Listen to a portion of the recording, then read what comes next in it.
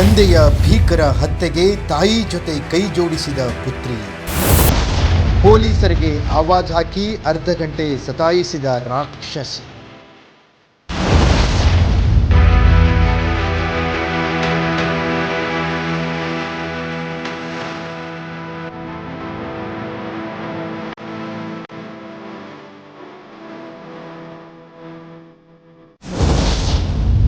ನಿವೃತ್ತ ಡಿಜಿಪಿ ಓಂ ಪ್ರಕಾಶ್ ಕೊಲೆಯ ಹಿಂದೆ ಹಲವು ಕಾರಣಗಳು ಕೇಳಿ ಬರ್ತಾ ಇವೆ. ಪತಿ ಪತ್ನಿ ಕಲಹ, ಪತ್ನಿ ಪಲ್ಲವಿ ಅವರ ಮಾನಸಿಕ ಅಸ್ವಸ್ಥತೆ ಸೇರಿದಂತೆ ತಾಯಿ ಮತ್ತು ಮಗಳು ಇಬ್ಬರೂ ಸೇರಿ ಕೊಲೆ ಮಾಡಿರುವ ಬಗ್ಗೆಯೂ ಅನುಮಾನಗಳು ಹುಟ್ಟಿವೆ. ಕೊಲೆಯ ಬಳಿಕ ಮನೆಗೆ ಬಂದ ಪೊಲೀಸರಿಗೆ ಬಾಗಿಲು ತೆರೆಯದೆ ಅಮ್ಮ ಮಗಳು ಸತಾಯಿಸಿದ್ದಾರೆ. ಈ ಹಿಂದೆಯೂ ಪತಿ ಪತ್ನಿ ಹಲವು ಬಾರಿ ಜಗಳ ಆಡಿರೋ ಉದಾಹರಣೆಗಳು ಸಾಕಷ್ಟಿವೆ.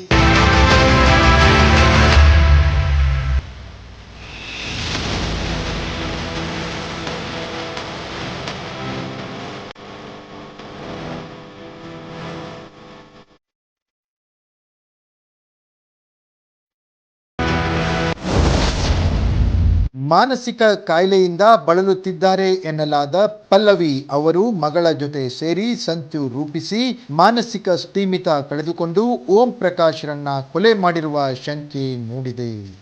ಪೊಲೀಸರು ಅವರಿಬ್ಬರನ್ನ ವಶಕ್ಕೆ ತೆಗೆದುಕೊಂಡು ವಿಚಾರಣೆ ನಡೆಸ್ತಾ ಇದ್ದಾರೆ. ಮಾನಸಿಕ ಕಾಯಿಲೆಗೆ ಸುಮಾರು 12 ವರ್ಷಗಳಿಂದ ಪಲ್ಲವಿ ಚಿಕಿತ್ಸೆ ಪಡಿತಾ ಇದ್ರು. ಅವರು ಸ್ಕಿಜೋಫ್ರೇನಿಯಂ ಖಿನ್ನತೆಯಿಂದ ಬಳಲ್ತಾ ಇದ್ದಾರೆ ಎನ್ನಲಾಗಿದ್ದು, ಇಂಥ ವ್ಯಕ್ತಿಗಳು ಸದಾ ಭ್ರಮೆಯ ಸ್ಥಿತಿಯಲ್ಲಿರುತ್ತಾರೆ. ಯಾವುದೋ ವಿಚಾರ ಕಲ್ಪಿಸಿಕೊಂಡು ಆತಂಕ ಪಡುತ್ತಿರುತ್ತಾರೆ. ಅದೇ ರೀತಿ ಪತಿ ಓಂ ಪ್ರಕಾಶ್ ಮೇಲೆ ಇಲ್ಲಸಲ್ಲದ ಊಹೆ ಮಾಡಿಕೊಂಡು ಜಗಳ ಆಡುತ್ತಿದ್ದರು ಎಂದು ಪೊಲೀಸ್ ಮೂಲಗಳು ತಿಳಿಸಿವೆ. ಪತಿಯು ನನಗೆ ಮತ್ತು ಮಗಳು ಕೃತಿಗೆ ಚಿತ್ರಹಿಂಸೆ ಕೊಡುತ್ತಿದ್ದಾರೆ. ಮನೆಯಲ್ಲಿ ಸದಾ ಗನ್ ಹಿಡಿದುಕೊಂಡು ಓಡಾಡುತ್ತಾರೆ. ಶೂಟ್ ಮಾಡಿ ಕೊಲೆ ಮಾಡ್ತೀನಿ ಎಂದು ಭಯ ಪಡಿಸ್ತಾರೆ. ಹೀಗಾಗಿ ಪತಿ ವಿರುದ್ಧ ಸುಮೋಟೋ ಕೇಸ್ ದಾಖಲಿಸಿ ಎಂದು ಪಲ್ಲವಿ 3 ದಿನಗಳ ಹಿಂದೆ IPS ಅಧಿಕಾರಿಗಳ ಫ್ಯಾಮಿಲಿ ವಾಟ್ಸಪ್ ಗ್ರೂಪ್ನಲ್ಲಿ ಸಂದೇಶ ಹಾಕಿದ್ದರು ಎಂದು ಮೂಲಗಳು ತಿಳಿಸಿವೆ.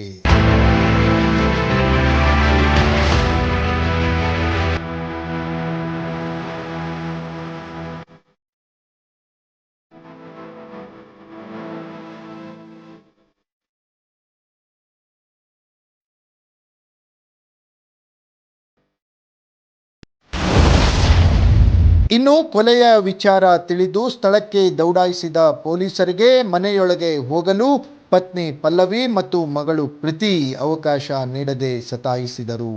ಅಮ್ಮ ಮಗಳು ಅರ್ಧ ತಾಸಿಗೂ ಹೆಚ್ಚು ಕಾಲ ಬಾಗಿಲು ತೆರೆಯಲಿಲ್ಲ.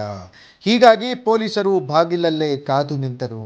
ಕೊನೆಗೆ ಹಿರಿಯ ಪೊಲೀಸ್ ಅಧಿಕಾರಿಗಳು ಸ್ಥಳಕ್ಕೆ ಬಂದು ಪಲ್ಲವಿ ಮತ್ತು ಕೃತಿ ಅವರ ಮನವೊಲಿಸಿ ಬಾಗಿಲು ತೆರೆಸಿದರು.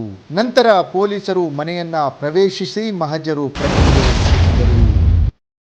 ವೃತ್ತಿಪರ ಕೊಲೆಗಾರರ ಮಾದರಿಯಲ್ಲಿ ಓಂ ಪ್ರಕಾಶ್ರನ್ನ ಕೊಲೆ ಮಾಡಲಾಗಿದೆ. ಮುಖ, ಮೂಗು, ಕಣ್ಣು ಹೀಗೆ ಸಿಕ್ಕ ಕಡೆಗೆ ಚಾಕು ಇರಿಯಲಾಗಿದೆ. ಕೊಲೆ ನಡೆದ ಸ್ಥಳದ ತುಂಬೆಲ್ಲ ಖಾರದ ಪುಡಿ ಚೆಲ್ಲಾಡಿತ್ತು. ಹಾಲ್ನಲ್ಲಿ 2 ಚಾಕು ಮತ್ತು ಬಾಟಲಿ ಸಿಕ್ಕಿವೆ. ಪಲ್ಲವಿ ಅವರು ಕೃತ್ಯಕ್ಕೆ ಬಳಸಿದ ಬೆಡ್ಶೀಟ್ನಲ್ಲಿ ಸುತ್ತಿ ಇಟ್ಟಿದ್ದ ಚಾಕುವನ್ನು ವಶಕ್ಕೆ ಪಡೆಯಲಾಗಿದೆ ಎಂದು ಪೊಲೀಸ್ ಮೂಲಗಳು ತಿಳಿಸಿವೆ.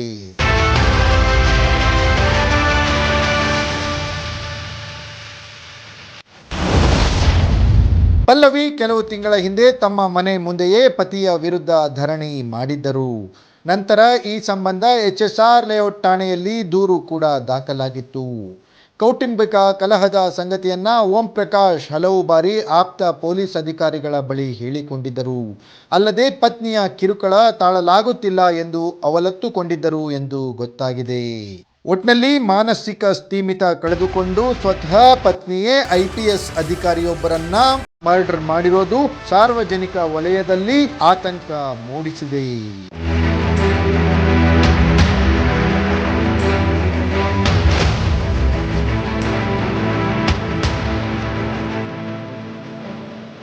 Bureau report, focus Karnataka.